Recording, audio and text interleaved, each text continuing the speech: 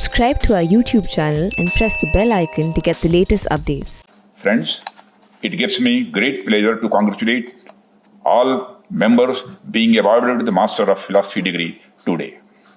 I am aware that all of you have undergone the rigors of academic research towards pragmatic policy solutions to many of the challenges being faced by your government in contemporary times.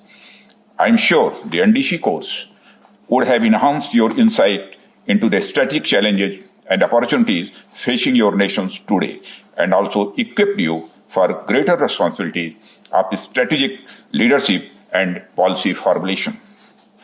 While the COVID pandemic brought with it immense difficulties in our everyday lives, I am pleased to know that the NDC, true to its strategic reputation, turned the challenge into opportunity. Two courses, the previous and the current one, which is nearing completion, went through smoothly without any loss of curriculum content except for some study tours.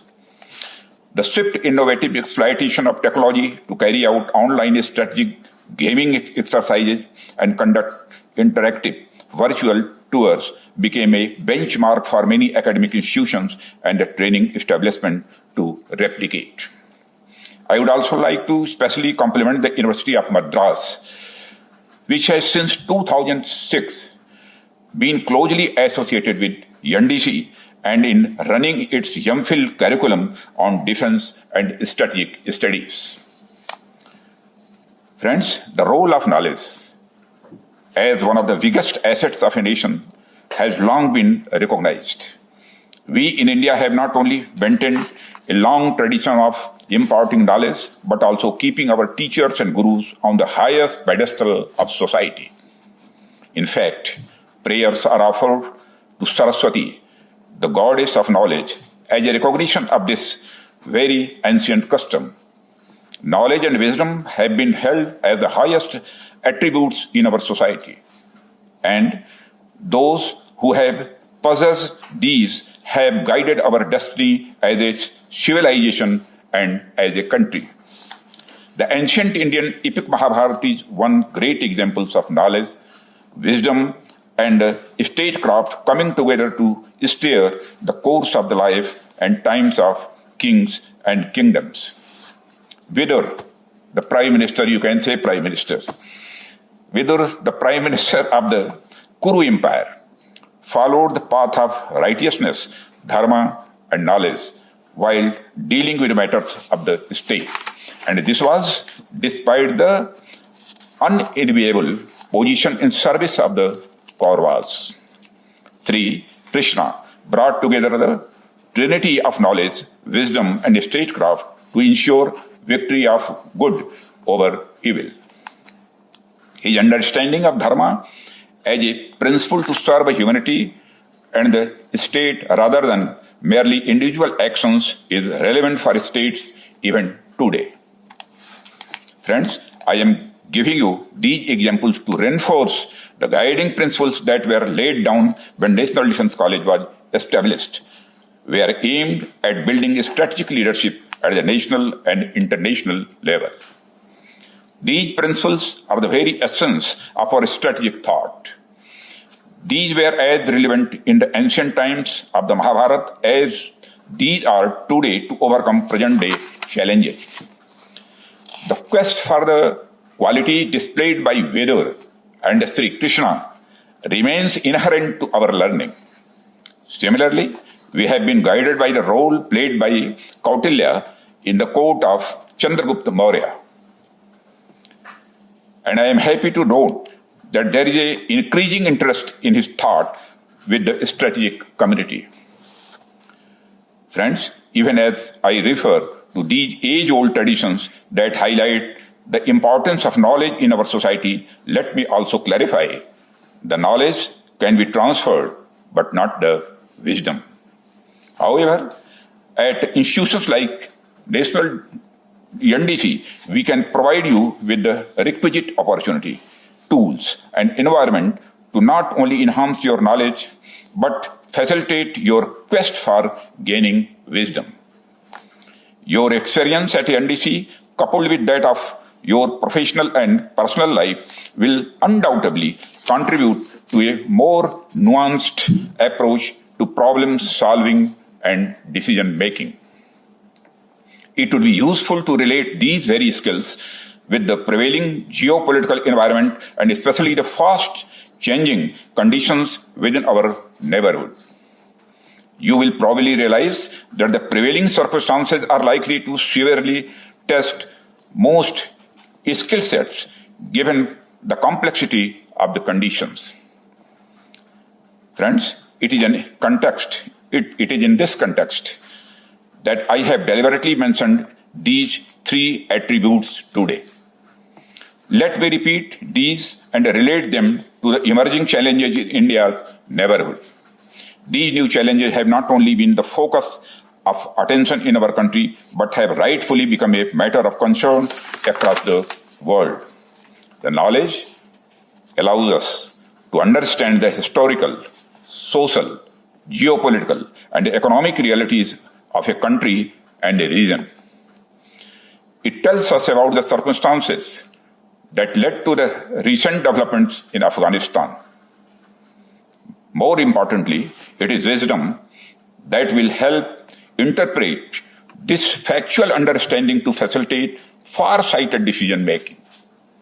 And this comes from experience, deep understanding of human behavior, the ability to judge circumstances without being swept away by the tide of what is immediate or apparently the most obvious. Wisdom is also closely associated with righteousness. And finally, statecraft brings to bear the understanding of strategic thought and culture to everyday realities. It facilitates decision-making in pursuit of long-term interests. Friends, the recent events in Afghanistan have highlighted the reality of our times. The only certainty about evolving geopolitics is its uncertainty. Changes in state boundaries may not be as frequent today as they once were. However, the fast transforming structure of states and the influence that external powers can have on it is clearly evident. These events raise questions regarding the very role of power politics and the use of terrorism as a tool to change the state structures and behavior also.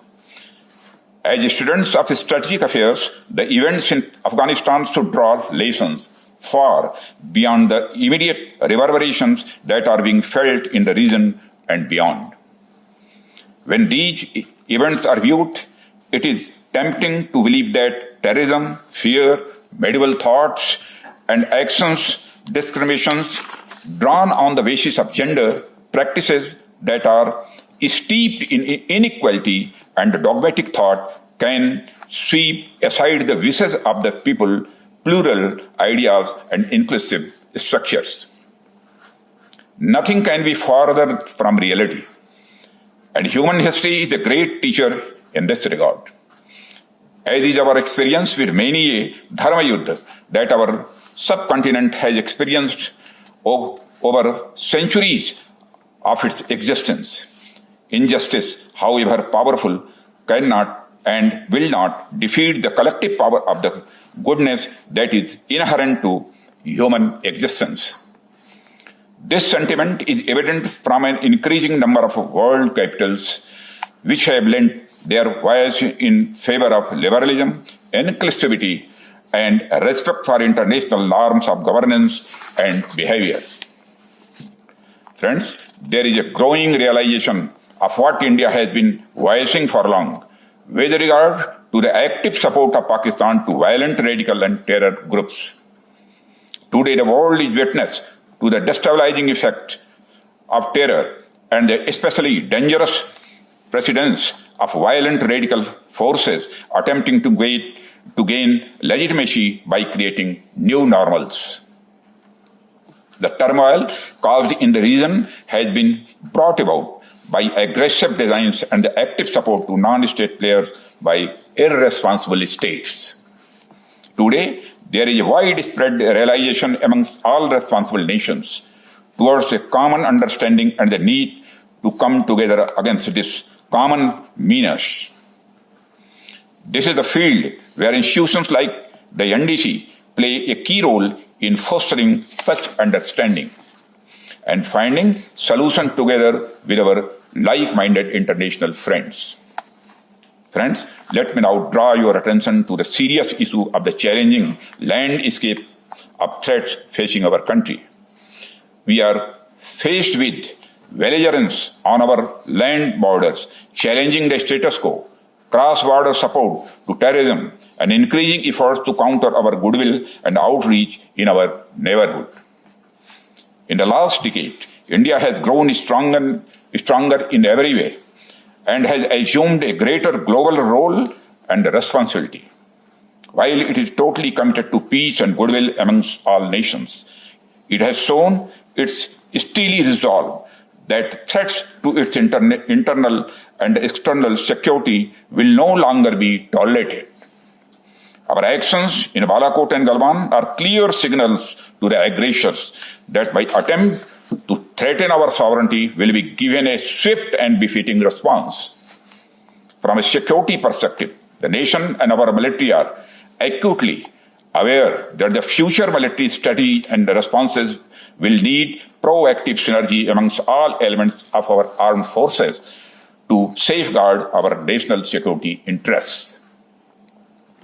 While the conventional threat remains, the grey zone threats necessitate the adoption of an all-of-government approach with all elements of state power coming together to anticipate and mitigate future challenges. Friends, one aspect where both knowledge and wisdom coincide is the ability to seek and gain self-reliance. India has far too long remained dependent on import-driven technologies. These not only come at a high long-term financial cost, but also undermine the intellectual capital of our own industry. No country that aspires to develop as a knowledge-based economy can sustain such reliance on defense imports. The Honorable Prime Minister's emphasis of Atmanirbharta emerges from the wisdom of not only self-reliance but also self-esteem and self-belief. Distinguished attendees, you are well aware that the enhancing character of conflicts is also transforming the tools that are likely to be employed in the clash of interests of nation-states as well as non-state actors. Cyber, space, artificial intelligence, and the big data analytics are some of these areas that are fast emerging as enablers in this context. The world has witnessed rapid transformation in all these areas of scientific knowledge, and this technological progression must be accompanied by its military interpretation within the strategic community. This is where the role of institutions like NDC again comes to the fore. Look beyond the obvious. Look besides the perspectives that is presented to you. Look deeper. Friends, let us reinforce yet another principle that is often quoted, though in a different context. It is the idea of the Vasudhaiva Kutumbakam. The whole world is a family. This thought of the whole world is a family is not only relevant socially and economically in globalized world. It is also relevant strategically also. It can only reinforce the urgent need to create a unified approach to conflicts both within the country and globally. Be it against terrorism or cyber challenges, success can only come by unifying our national diversities.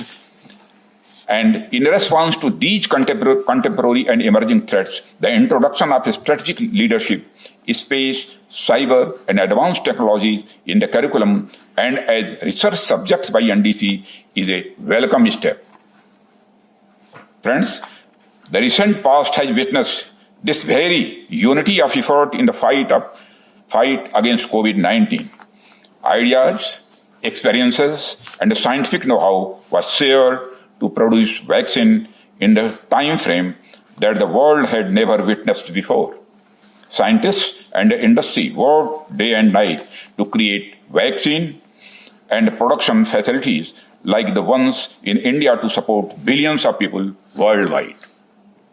There is no better example of unity in diversity and Vasudhaiva Kutumbakam than the fight against the pandemic in the recent times.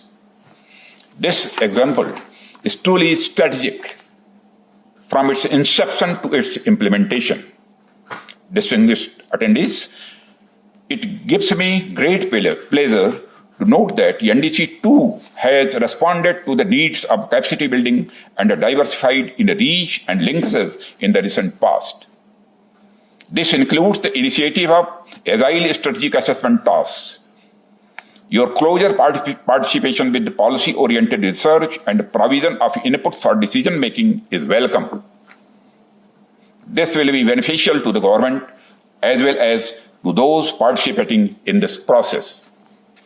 Friends, in view of the growing challenges and demand for this course from within the region and world at large, the government initiated a one-time enhancement of the course capacity. Over the last 2 years, the college increased its intake to cater for 10 additional members this year, which will increase to a total of 120 members for the course next year, as it was appraised by you also. Distinguished attendees, in the end, I congratulate all the members of the 59th NDC course who have been awarded MPhil degree this morning. I wish all of you great success in your future endeavors and am confident that you will earn great laurels for yourself and your countries. And in doing so, you will make both this country and the NDC proud. I once again thank the Commandant Air Marshal Diptendu Chaudhary for inviting me for the convocation ceremony. May the National Defence College grow in strength and stature in the years to come and continue its human service to the nation. Thank you very much. Jai Hind.